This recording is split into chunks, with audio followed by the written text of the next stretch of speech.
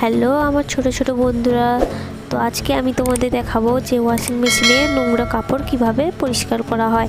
তোমরা তো বাড়িতে সবাই দেখেছো যে মা কেমনভাবে তোমাদের সমস্ত নোংরা কাপড়গুলো ওয়াশিং মেশিনে পরিষ্কার করে।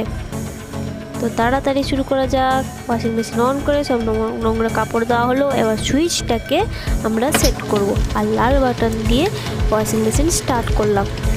কাপড় ধোয়া রেডি, শুরু।